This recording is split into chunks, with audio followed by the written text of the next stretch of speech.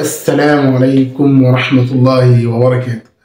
ازيك يا عزيزي؟ عامل ايه؟ يا رب تكون بخير. كل عام وأنت إلى الله أقرب، كل عام وأنتم بخير.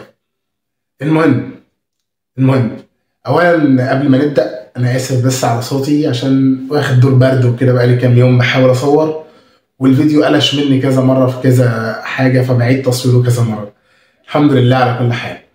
المهم يا عزيزي، رمضان احنا كتير بنضيعه، يا اما بنضيع جزء العباده وبنهتم بجزء المذاكره، يا اما بنضيع جزء المذاكره وجزء الكليات وبنهتم بالعباده. طيب انا جاي النهارده عشان اقول لك على بعض القواعد الاساسيه اللي هنمشي عليها في الفيديو علشان نعرف ننظم وقتنا في رمضان، وعلشان نطلع كسبانين في رمضان، نطلع من الفائزين برمضان في كل النواحي، اذا كان في عمل، اذا كان في مذاكره، اذا كان في عباده.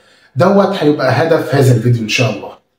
تمام؟ يلا بينا نبدأ يا عزيزي. أولا، الهدف من تنظيم الوقت من رمضان هو تحقيق الموازنة ما بين العبادة وما بين المهام اليومية. طيب احنا علشان نوصل لكده محتاجين بعض النقاط الأساسية عشان نمشي عليها. أول حاجة وهي التخطيط.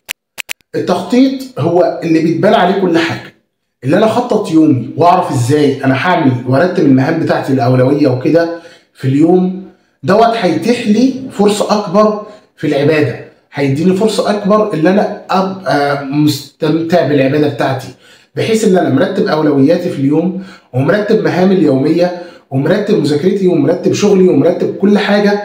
ده هيديني قدرة أكتر إن أنا أعرف أظبط الدنيا في العبادة وأعرف أظبط يومي في رمضان. فأول حاجة كده وهي التخطيط. تاني حاجة وهي النوم. لو انت ما نمتش كويس مش هتعرف تخطط كويس، مش هتعرف تصلي كويس، مش هتعرف تتعبد لربنا سبحانه وتعالى كويس في رمضان. فتاني حاجه وهي النوم.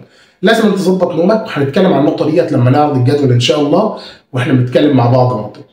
تالت حاجه القران الكريم. اكيد طبعا لازم يكون ليك ورد ثابت من القران لا يقل عن جزئين في رمضان. طيب جزئين كتير مش عارف ايه والكلام ده، لا جزئين مش ياما، جزئين بما يعادل حوالي ساعة أو ساعة وكسور. فأهم حاجة القرآن الكريم لازما ينال حظا من يومك، لازما في شهر رمضان لا تخرج بدون ختمة أو ختمتين على الأقل. يعني مش الشهر اللي نزل فيه القرآن نهمل فيه القرآن، يعني احنا في بعض الناس مهملين القرآن طول رمضان، مش هيجي بقى في رمضان ويهمل القرآن أكتر. النقطة اللي بعد كده وهي النقطة الرابعة، البعد عن المشتتات. لازم تبعد عن المشتتات من افلام ومسلسلات وفيس وواتس والسوشيال ميديا عامه.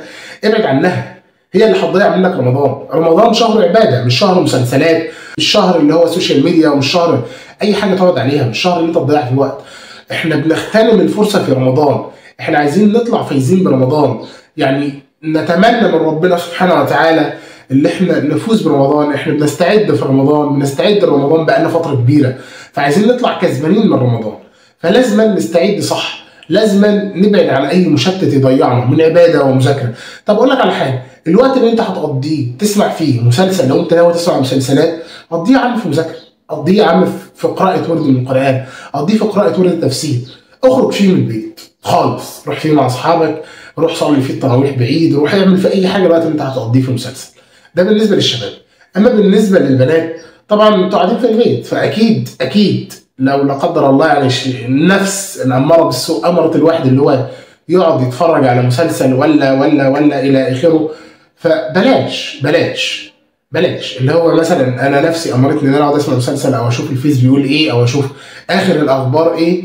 لا، ما نعملش كده خالص. نتوكل على الله سبحانه وتعالى ونستعيذ بالله سبحانه وتعالى من نفسي، وبعد كده نبدا نذاكر، نبدا نشوف اللي ورايا ايه والمهام اللي ورايا ايه، نعلق تاسكات على الحيطه، نعلق اي حاجه نعمل بيها، اي حاجه نعرف تظبط بيها يومي علشان نبعد عن اي مشتت. لازم تحط تخطيط ليومك عشان تعرف تبعد عن المشتتات.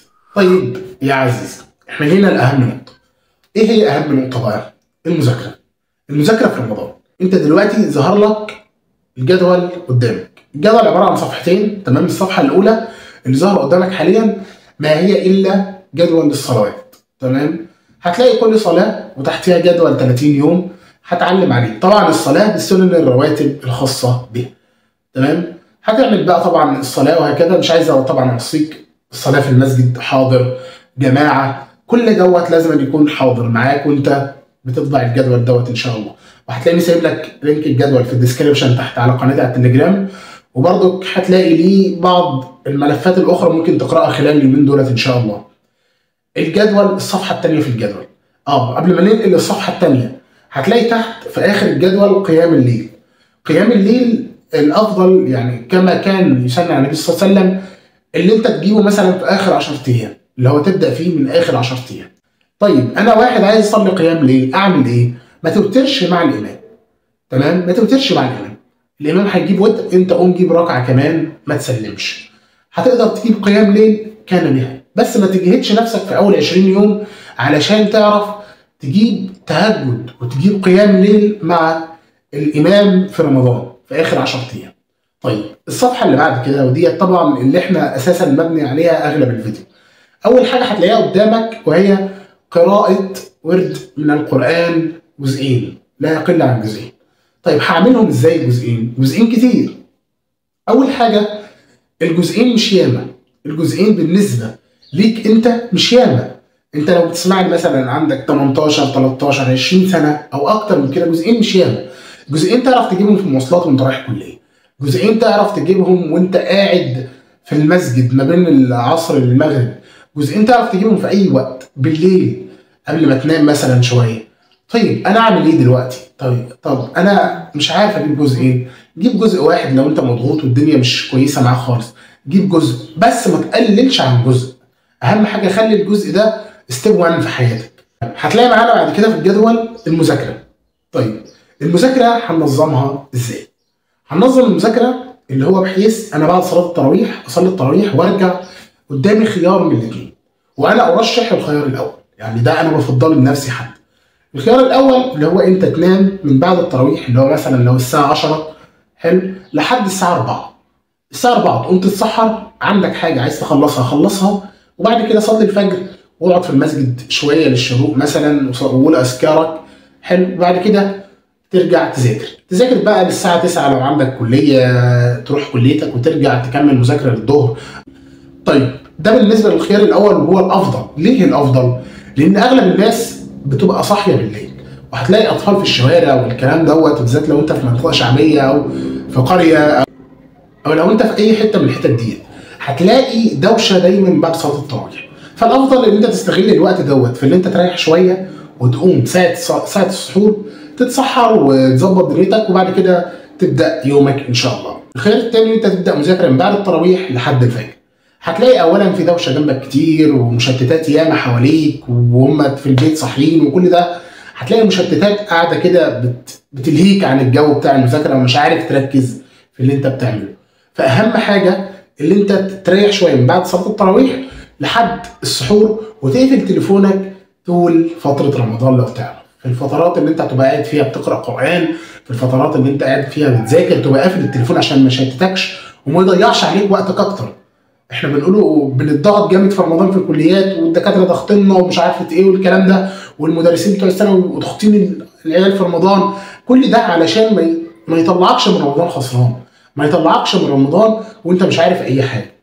ثالث حاجه معانا ان شاء الله في الجدول وهي ورد التفسير. ايوه لازم يكون ليك ورد تدبر، ورد تفسير في رمضان.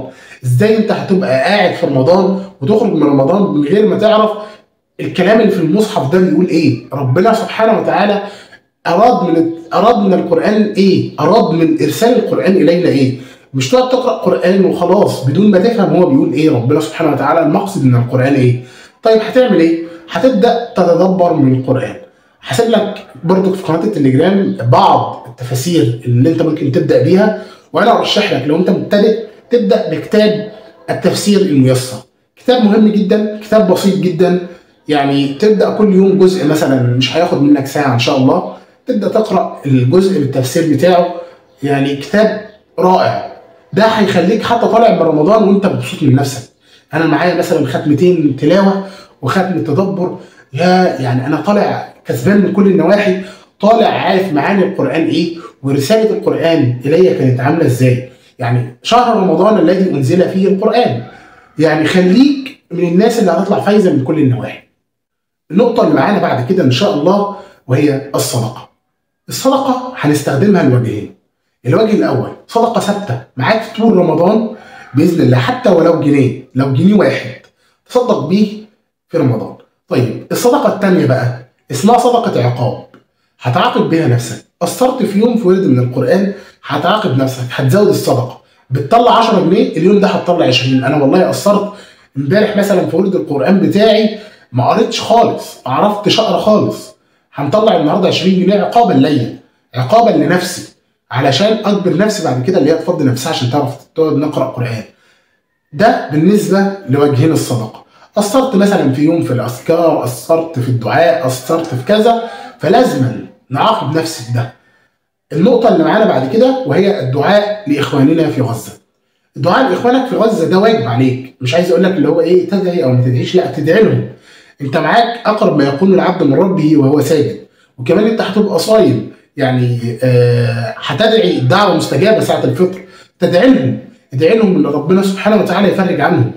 هم الان في اشد الحاجه للدعاء، احنا كشعوب لا نملك الا الدعاء لهم، فبالتالي لازم ندعي لهم، بالتالي لازم نكون معاهم، بالتالي لازم تكون معاهم بالدعاء، تكون معاهم بقلبك، لازم تكون معاهم بقلبك وانت بتدعو لهم، لازم تكون بتدعو من قلبك، ليس فقط اللي انت بتحرك لسانك وشفايفك فقط في الدعاء. لازم اللي انت تكون معاهم جدا جدا في هذه الفتره، هم في اشد الحاجه الينا. احنا ما فيش حاجه نملكها في ايدينا الا الدعاء. اللهم انصر اخواننا في غزه، اللهم كن لهم، اللهم كن لهم، اللهم كن لهم، اللهم كن لهم يا رب العالمين. واقدر اقول لك بس كده يا صديقي، يعني هو دوت الفيديو بتاعنا النهارده. انا مش عايز اطول عليك علشان انت ما تزهقش، وعلشان ان شاء الله برضك يعني احنا بنجهز حاليا سلسله بوضوح اللي هي خلاص، يعني لو بكره رمضان فاكيد في، يعني انا بصور الفيديو دوت النهارده لحد تاني للمره الرابعه والله، يعني الحمد لله، يعني الحمد لله على كل حال. فهننتجه النهارده وهننزله كمان العصر. فلو النهارده اثبت اللي هو اول صلاه تراويح، فممكن تنزل اول حلقه من سلسله بوضوح، ممكن ناجلها لبكره تنزل بعد ثاني صلاه تراويح باذن الله. وكل عام وانتم بخير، وكل عام ونحن الى الله اقرب. اللهم انا نسالك ان تنصر اخواننا في غزه، اللهم كن لهم، اللهم كن معهم. واخر كلامنا ان الحمد لله رب العالمين. السلام عليكم ورحمه الله وبركاته.